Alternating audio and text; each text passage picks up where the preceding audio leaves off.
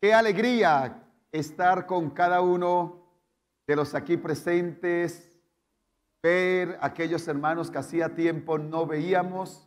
Esa es una alegría muy grande.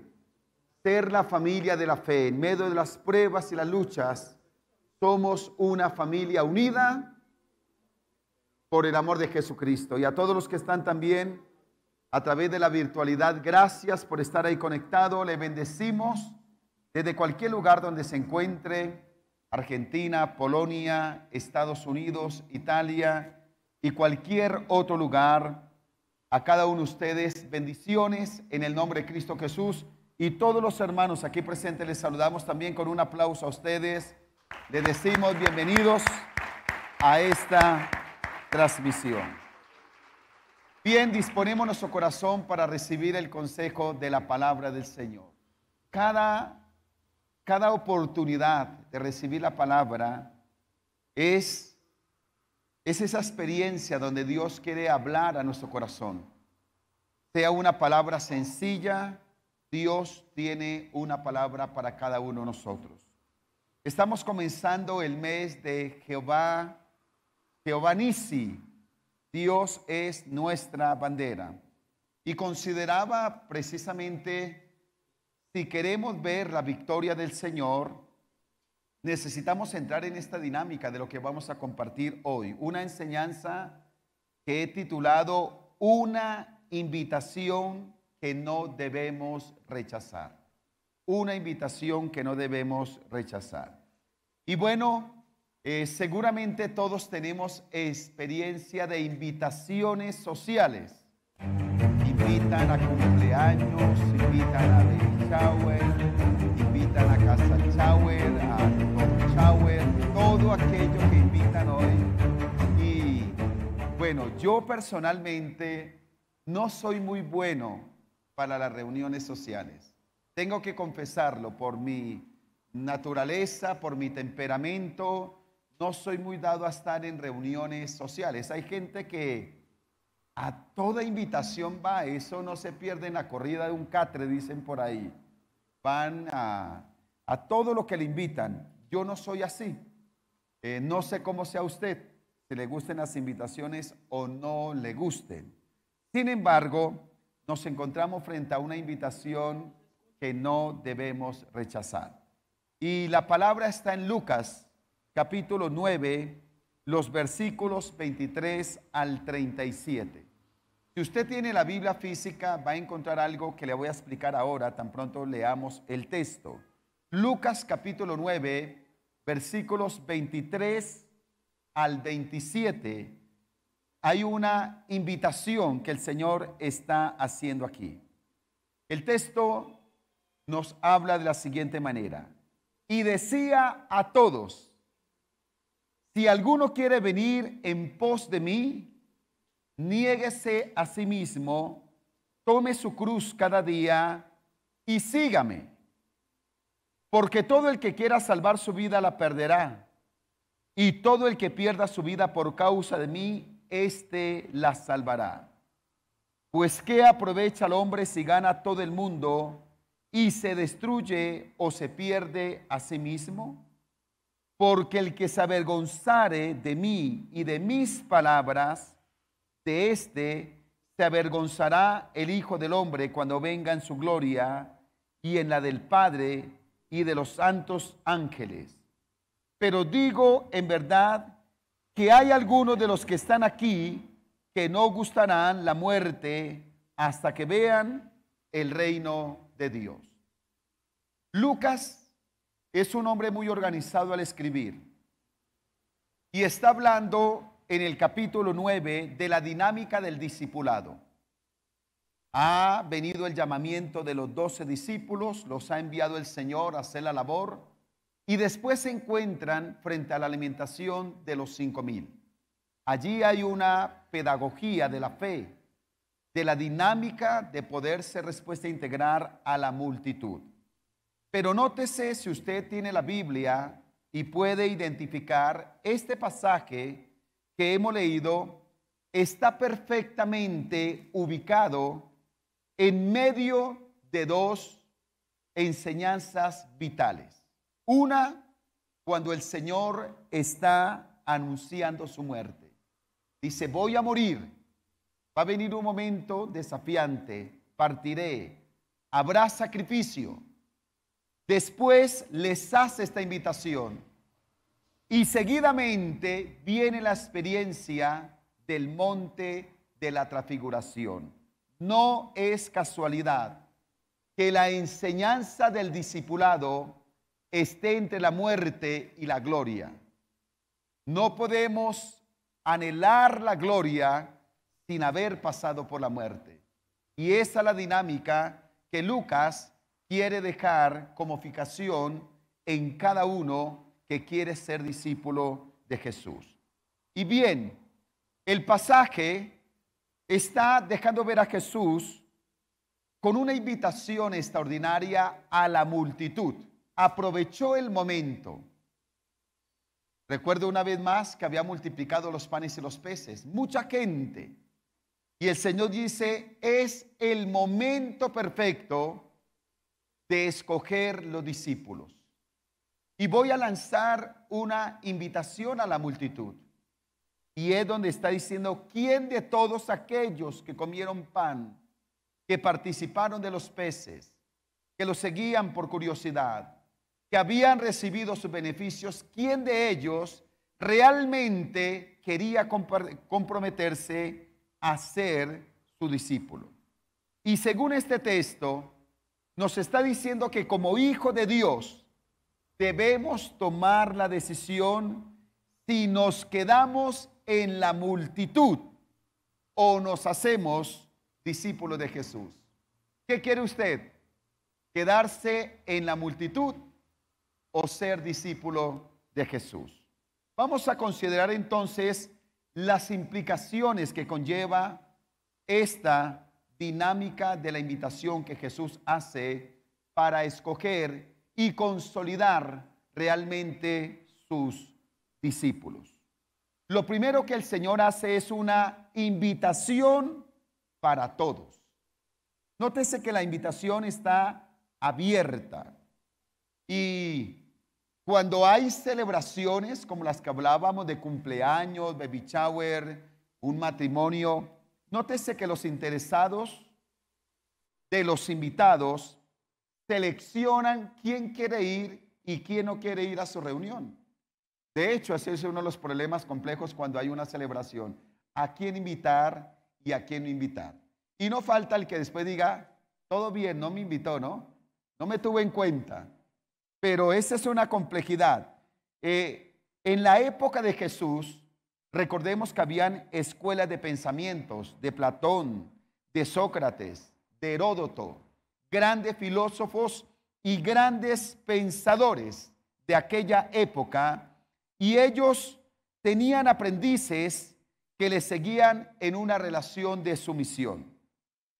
Pero muchas veces eran los discípulos los que escogían a los maestros y tenían que pagar un alto precio, a veces económico, para poder seguir a los discípulos. Sin embargo, lo que hace Jesús es dar o extender la invitación para toda la multitud.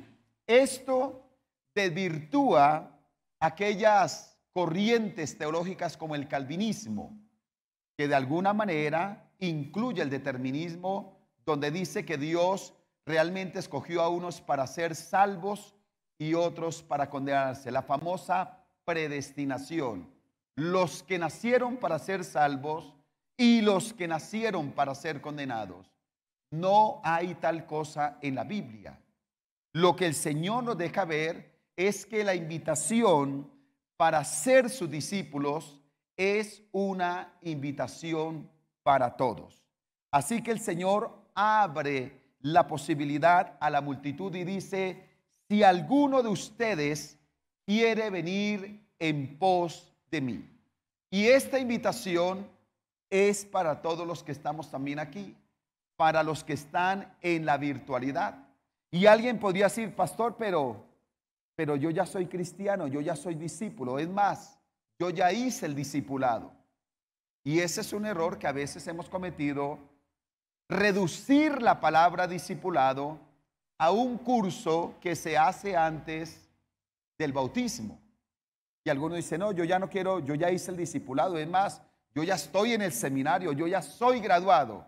Y dejamos el discipulado, lo reducimos a una experiencia de la persona que tan solo está llegando al camino de la fe. Y ya en cierto nivel de la vida cristiana consideramos que ya no necesitamos discipulado porque ya somos veteranos en la fe. Ese es un error en la manera de pensar como hijo de Dios. ¿Sabe? Discipulado es todo un estilo de vida.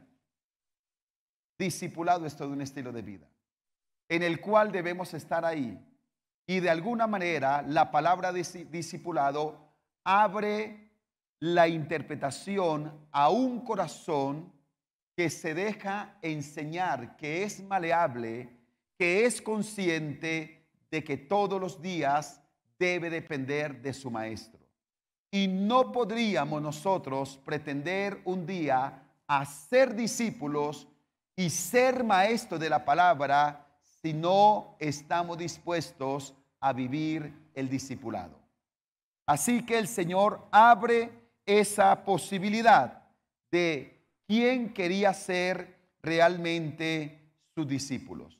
Y le deja ver que cuando se trata de ser discípulos es una decisión que debe ser bien calculada.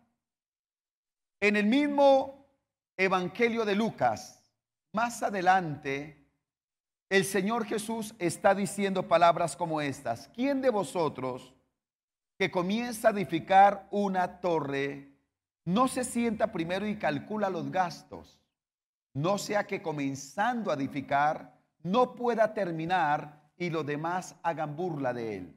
¿Por qué el Señor incluye una enseñanza como estas? Porque yo puedo comenzar en el discipulado pero no terminar. Muchos han comenzado a construir un ministerio, han comenzado a construir un liderazgo, han comenzado a construir una familia y dolorosamente la han dejado a la mitad de la construcción. Qué desagradable es ver una construcción que no se termina. Y es lo que se llama en la construcción los elefantes, aquello que por falta de recursos. De hecho, estábamos mirando con mi esposa, íbamos para la iglesia en Suba hace unos 10 días y nos llamó la atención ver un edificio en un lugar estratégicamente ubicado, pero no estaba terminado. En obra gris, habían puesto la estructura, algunas cosas, no tenía ventanas, encerrado con tela y muchas cosas más. Y había un letrero que decía, se vende. ¿Qué es lo primero que uno interpreta? A este le quedó grande terminar. Y ahora está mirando a ver quién agarra lo que dejó, porque no pudo terminar. Dios no quiere que su vida sea un elefante. No quiere que sea un proyecto inconcluso, una obra sin terminar, que a la postre termina como botadero y tantas cosas más, hasta baños públicos. Dios quiere que nuestra vida sea una vida bien terminada, por eso hay que calcular los gastos del discipulado. Así que todos tenemos la oportunidad de aceptar o rechazar la invitación de Jesús. Y para que quede clara esa invitación, el Señor es claro. A mí me fascina que Dios no nos engaña. Dios no está ahí tratando como un vendedor a vendernos un producto, diciéndonos lo que no es, omitiéndonos algunas consecuencias, la responsabilidad. El Señor no nos está engañando, sino que nos hace conscientes realmente qué implica ser un discípulo de Jesús. Ser un discípulo de Jesús. Y me parece que esta palabra cobra relevancia en medio nuestro cuando quizás a nivel general se está considerando qué más hace la iglesia para que la persona no se vaya. a ver qué hacemos para retener a alguien, cómo lo atendemos más. Y parece ser que fuera como un almacén, como una tienda la iglesia. ¿Qué ofrecemos? ¿Cómo decoramos? ¿Qué producto ponemos para que la gente se quede? Y no es así. No es qué me dan, sino qué tengo que entregar realmente para ser un verdadero discípulo de Jesús. Si me quedo con el concepto qué me dan, qué me atienden, qué me ofrecen, estoy siendo una persona caprichosa. Estoy siendo como uno de la multitud quizás, pero no estoy siendo un verdadero discípulo de Jesús. Así que, si bien es cierto que la invitación es para todos, también es una invitación con compromiso. Es una invitación con compromiso. Y bueno, en las celebraciones también ponen a veces compromiso, ¿verdad? Y dicen algunos que debe llegar a cierto horario, debe llevar cierto traje, y a veces, como no se tiene el traje, a ver quién le presta el traje porque no se tiene ese color, no se tiene esto, pero como hay que ir a esa fiesta o a esa celebración con ese traje, hay que hacerlo. ¿Sabe? Jesús también nos habla de compromisos y nos lo dice antes de comenzar para medir bien el compromiso que vamos a hacer. Y dice que este compromiso debe ser uno que identifica a la persona de esta manera. Tiene que negarse a sí mismo. Diga, negarse a sí mismo. Hoy en día esta palabra no es popular. No es una palabra atractiva.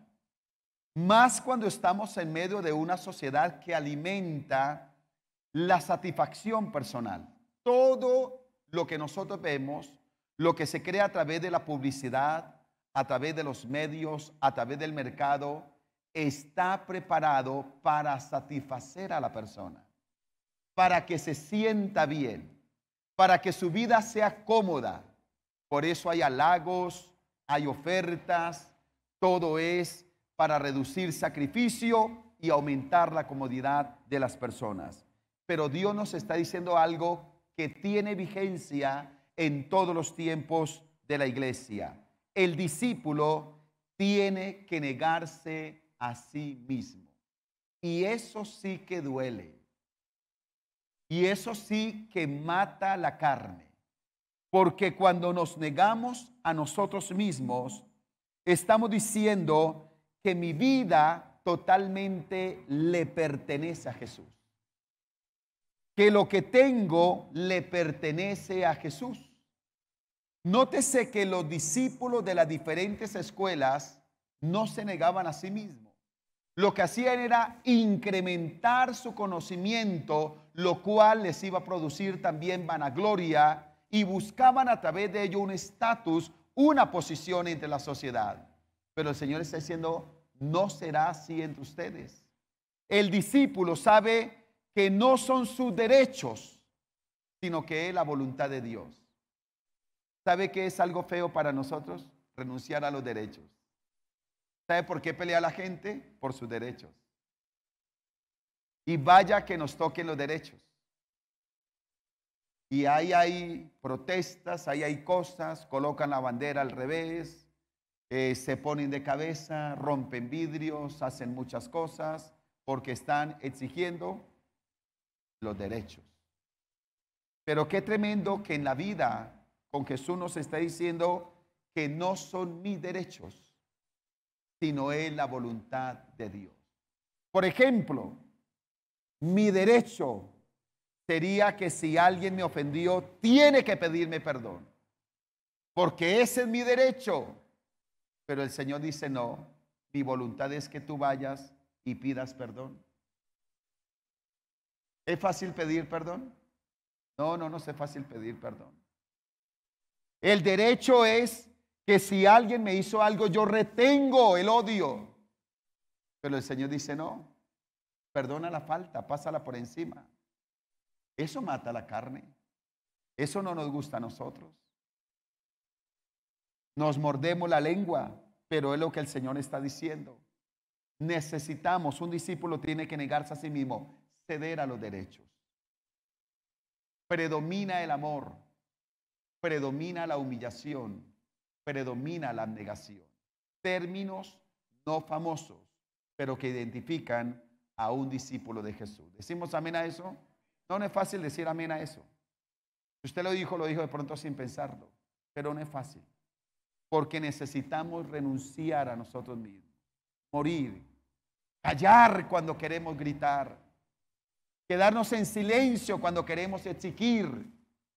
Pero ahí el Señor nos está diciendo que necesitamos negarnos a nosotros mismos.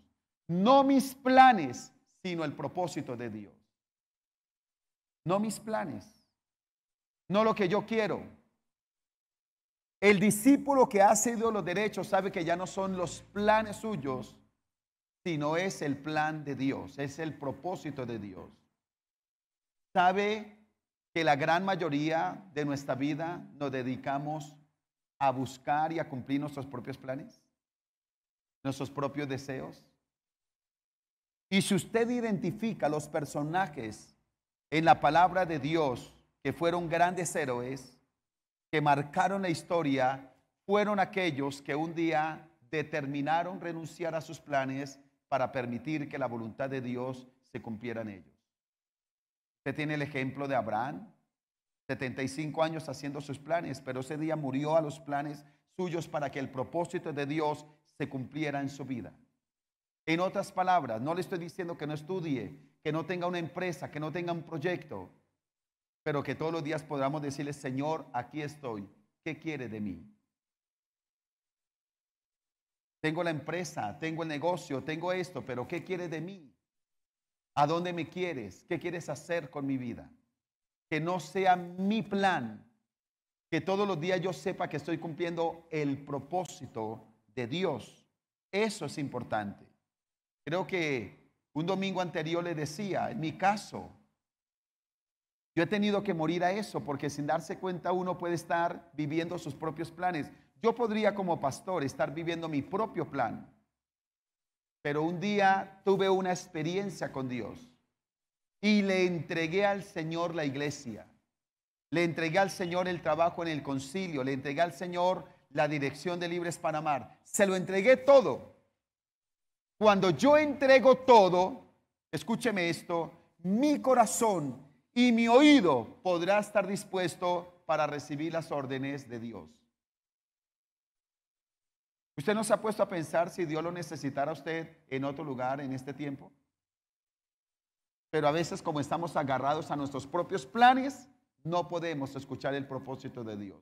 No sé si me estoy haciendo entender en eso. Dios quiere que soltemos, que entreguemos.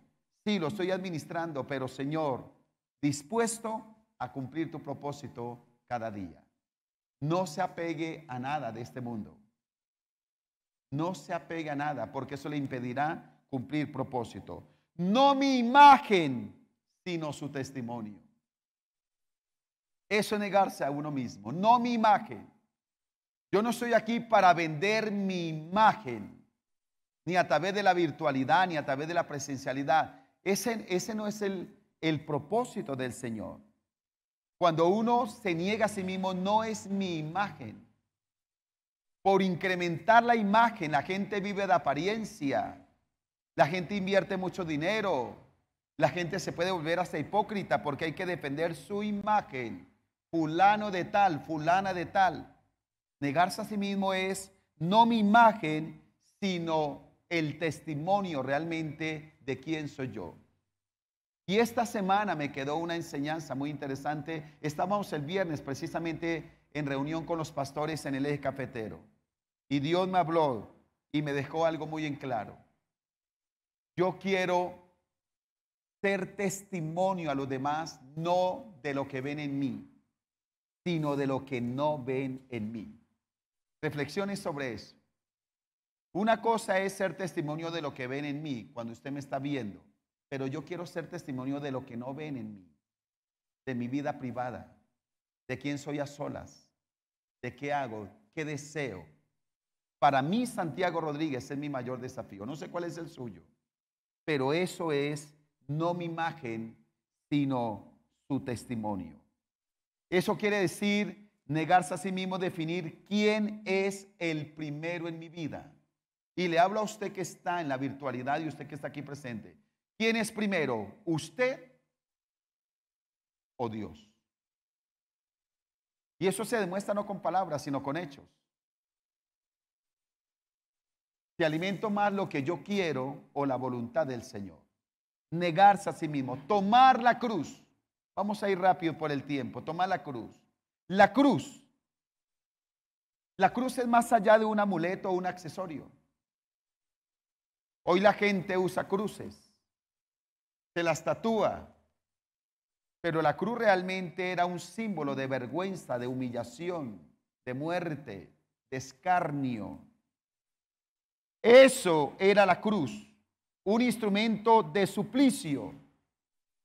Pero esa cruz nos recuerda la necesidad de morir cada día a nosotros mismos. Yo tengo que identificar cada semana, y esta sería una tarea importante. ¿A qué tenemos que morir esta semana? Porque si usted considera que ya no tiene que morir a nada más, tiene que morir al orgullo y a la autosuficiencia. No sé si me hice entender, pero todos los días, mientras estemos sobre esta tierra, todos tenemos que morir. La pregunta es, ¿a qué tenemos que morir en esta semana que entra? Que lleve a nuestra oración a la humillación de la carne. Y está diciendo, tiene que morir a sí mismo. Morir a todo aquello que pudiera alejarme de Jesús. Morir a todo aquello que pudiera enseñorearse de mí. Y debemos ser conscientes de la necesidad de morir día a día a la naturaleza carnal y pecaminosa. No hay un punto de la vida cristiana donde una persona diga, yo ya superé todas las tentaciones. Ya en este nivel, yo no voy a ser tentado, no me voy a desanimar, no tendré luchas. No lo hay.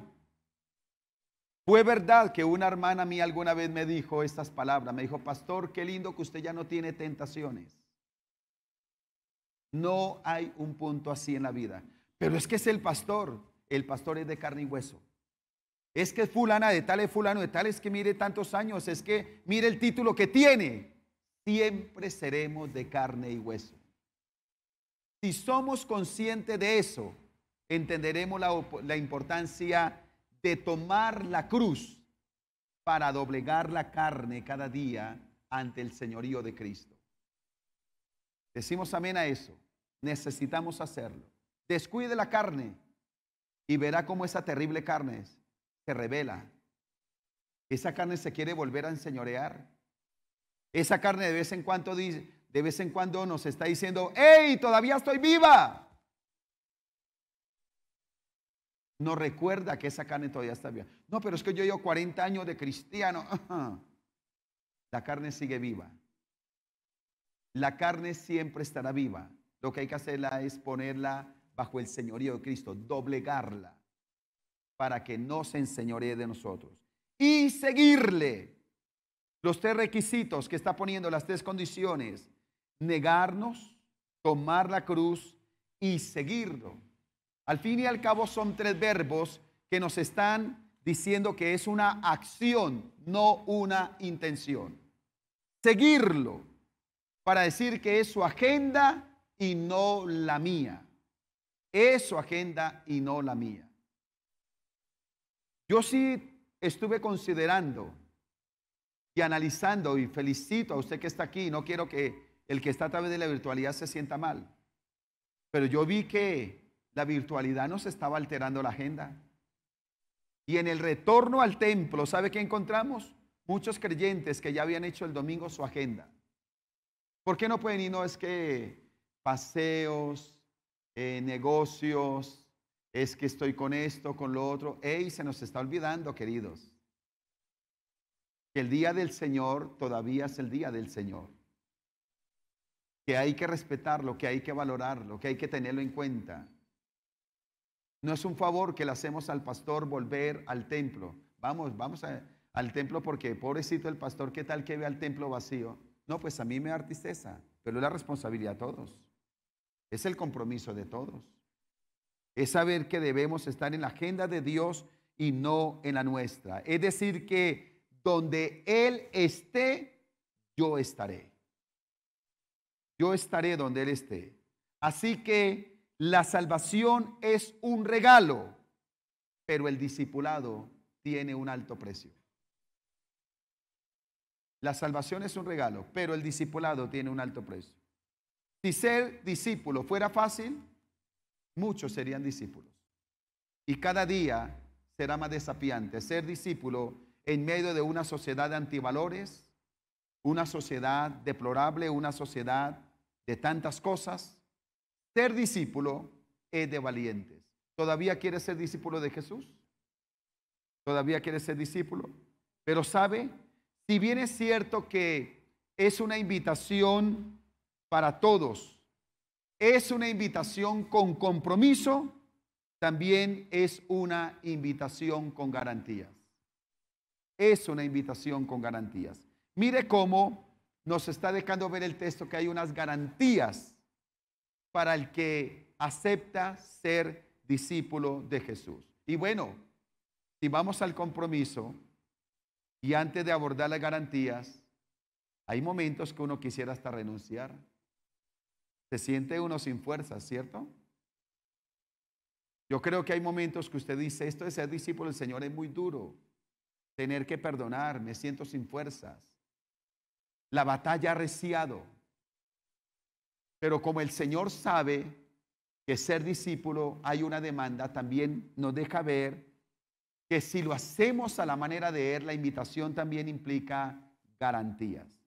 Y nos deja ver que hay algunas garantías. Por ejemplo, quien es discípulo de Jesús edifica bien su vida.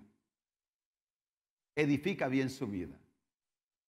Las mejores edificaciones no son las que se levantan de un día para otro. Quizás son las que más se demoran, pero son las que quedan mejor. Y mire cómo nos está diciendo que el que busca ganar todo en este mundo, o si el que busca ganar todo en este mundo pierde su vida, el que se niega a este mundo ganará su vida.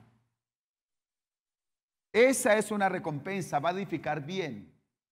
Y ganar la vida es ganarla aquí y ganarla allá. Hay muchos beneficios de ser un discípulo de Jesús. Hay discípulos, perdón, hay beneficios y hay resultados hasta físicos. Una persona que no se embriaga, una persona que no consume licor, que no consume drogas, una persona que no camina en promiscuidad, que no se la pasa trasnochando en los burdeles, esa persona va a tener mejor vida. Nótese cómo ser hijo de Dios produce calidad de vida. ¿Estamos de acuerdo con eso, sí o no? Produce calidad de vida, genera buenos hábitos. Una vida cristiana bien enfocada produce bendición aquí. Produce bendición. Nos da la tranquilidad, por ejemplo, de tomar buenas decisiones, de administrar bien los recursos financieros.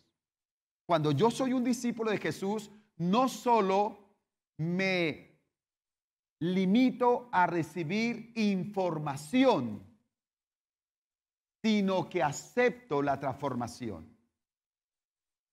Por eso, nótese lo siguiente, yo puedo estar en un templo sentado por tiempo y seguir siendo de la multitud y no de los discípulos. No es venir al templo lo que me hace discípulo. Lo que me hace discípulo es aceptar la enseñanza y ponerla en práctica. Yo puedo tener mucho tiempo en la vida cristiana y no permitir que un área mía de mi vida esté permeada por el Evangelio, esté permeada por el consejo de Dios. No, yo llevo tanto tiempo, pero la economía sigue mal, sigue arrastrada. ¿Sabe por qué? Porque no he permitido que sea permeado por el consejo de Jesús. Mi hogar puede estar mal porque no he permitido que sea permeado por el Evangelio de Jesús. Así que no es la información, sino el permitir la transformación. Y es ahí donde vamos a ver el resultado de una vida bien edificada. Es decir, el Evangelio es eficaz si permitimos que el mismo nos transforme. no por conocerlo, sino por vivirlo. Me hice entender en eso, ¿verdad? Eso será lo que nos lleva a edificar bien. También una garantía es que Jesús nos honrará. Mire cómo lo pone negativo para hablarnos de lo positivo. Si Jesús se avergüenza de los que se avergüenzan de él, según el texto, Jesús honrará a los que no se avergüenzan de él. ¿Recuerdan ustedes Romanos 1:16? ¿Alguien lo recuerda de memoria? ¿Qué dice Romanos 1:16? Oiga, es bueno volver a memorizar textos bíblicos. Porque no me avergüenzo del evangelio. ¿Por qué? Porque es poder de Dios. ¿Sabe que una persona se puede avergonzar del evangelio frente al pasajero, en el Transmilenio, en el avión, en la fila, donde quiera que esté una persona, aún en lo sencillo se puede avergonzar? Veníamos con mi esposa hace, creo que menos de un mes, en un avión de Pereira. Se sentó al lado una muchacha y por algún asunto comenzamos a conversar y de una vez le presentamos, dijimos cita divina y le presentamos el evangelio. Hablamos con ella, empezamos a hablar y dice, oiga, no sé por qué los cristianos me persiguen. Y empezamos a hablar con ella. Supimos que vivía ahí en Nicolás de Federman, ya era alta hora de la noche. Y como estaba ahí mi esposa, le hicimos una invitación si quería que la lleváramos hasta su casa, lo cual aceptó. Llegó Juan Sebastián en la camioneta, la llevamos allá. Y antes de que se bajara, mi esposa oró por ella, se quebrantó, lloró, fue ministrada por el Señor. Y mi esposa ha venido trabajando en el corazón de ella. Mire lo interesante, no nos avergoncemos de llamarnos hijos de Dios. Donde quiera que vayamos, hablemos, abramos nuestra boca. Si eso lo hiciéramos todos, más personas estarían a los pies de Jesús. Entonces, Él nos va a honrar. Dios honra a los que le honran. Otra garantía, veremos el reino de Dios. Aquí nos está diciendo que si algunos no disfrutarán del reino de Dios, los que nos sometemos a Jesús como nuestro Maestro, veremos el reino de Dios. Y está claro en una correcta interpretación que el reino de Dios se disfruta aquí y allá. Hay dos teologías nocivas. Aquella que dice que el reino está aquí ahora y se olvida precisamente de la eternidad. Esa es una mala teología. Y es una teología de la prosperidad, es una teología mal enfocada. El reino de Dios está aquí, el reino de Dios consiste en tener fincas, carros, la última camioneta, viajes por toda Europa, etcétera. Y si usted no tiene eso, está en pecado. Mala teología. Pero hay una teología también que está mal enfocada, donde la persona no ve la gloria de Dios aquí, sino solo esperando a ver cuándo la ve allá. La teología bíblica correcta es que cuando yo recibo al Señor, recordemos las palabras que Jesús dijo, el reino de Dios se ha acercado. Yo puedo empezar a disfrutar el reino de Dios aquí, cuando tengo su paz, cuando tengo su fortaleza, cuando tengo la palabra de Dios de consejo, cuando veo al Señor abrigando mi casa. Dios abriga mi casa. Y tengo el reino de Dios aquí. Y mire lo interesante. Esta garantía nos está diciendo que todo comienza en Él y termina en Él. En otras palabras, Jesús garantiza que aquellos que le dan todo, que lo entregan todo delante de su presencia, obtendrán todo de su mano divina, de su mano misericordiosa. No temamos entregarlo todo, porque en Dios lo tenemos todo. Ahora, yo entrego todo lo humano.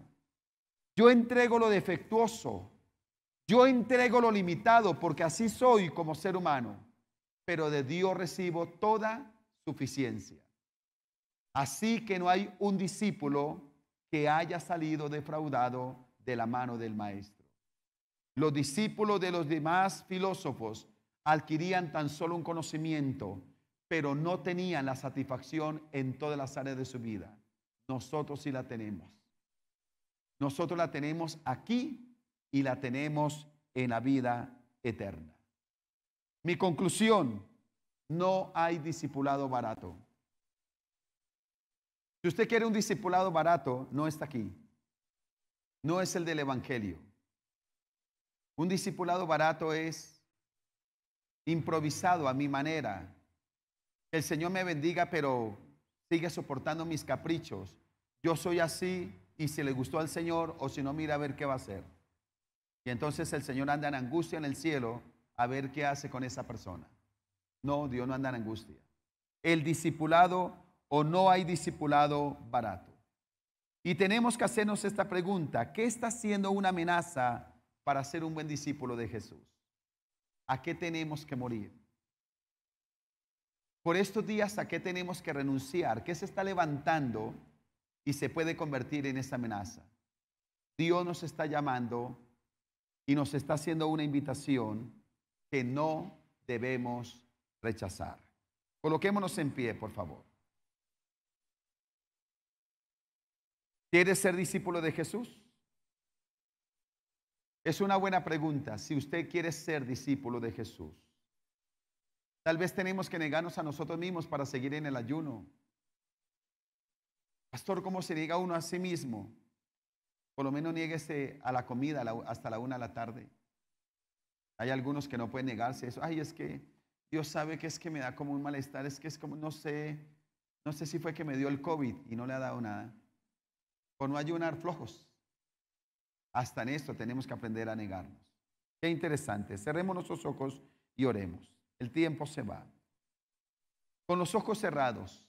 Quiero que todos tengan los ojos cerrados. No sé si hay aquí alguna persona que nos está visitando por primera o segunda vez, que no había venido a una iglesia cristiana, pero usted hizo bien al aceptar la invitación. Y usted dice: yo quiero ser un discípulo de Jesús. Yo quiero vivir a la manera de Dios. Quiero rendirle mi vida a Jesús. No sé si alguien a través de la virtualidad, también a través del WhatsApp, nos lo puede dejar saber. Pero si hay alguien aquí que viene por primera o segunda vez y dice: necesito a Jesús en mi vida como mi Señor y Salvador personal, indíquelo levantando su mano derecha. Si hay alguien por primera, segunda vez, tal vez usted dice: necesito a Jesús. El Señor está hablando de entregarle su vida a Él. Si es el caso, levante su mano derecha. ¿Habrá alguien? Dios le bendiga. Usted que ha levantado su mano. Si hay alguien más que la ha levantado, Dios la bendiga. ¿Hay alguien más aquí? Vamos a hacer una oración para rendirle nuestra vida al Señor Jesús. Dígale conmigo estas palabras y la iglesia nos va a acompañar. Dígale: gracias, Señor Jesús, por tu invitación. No lo escucho. Dígale: gracias, Señor Jesús, por tu invitación. Hoy quiero pasar de la multitud a ser un discípulo tuyo. Por eso te abro mi corazón para recibirte como mi Señor y Salvador personal. Perdona mis pecados y escribe mi nombre en el libro de la vida y no lo borre nunca. En el nombre de Jesús. Ahora vamos a orar todos y allí revise su corazón. Yo le suplico 1 minuto máximo. Revisen su corazón. ¿Qué puede estar impidiendo ser un buen discípulo de Jesús? Señor, oramos en esta hora. Tal vez la crisis esté probando la calidad de discipulado que estoy viviendo. Tal vez, Señor, tú has permitido que una persona me ofenda para hacerme un examen de discipulado. Tal vez lo estás probando en la economía. Tal vez mi carne quiere odiar, quiere criticar, quiere no volverle a hablar a una persona.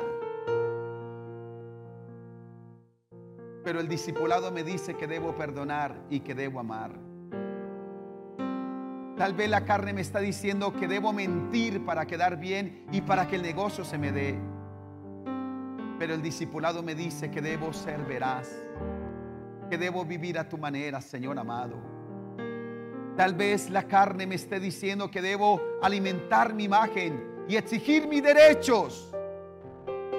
Pero en el discipulado me está diciendo que me debo rendir delante de tu presencia.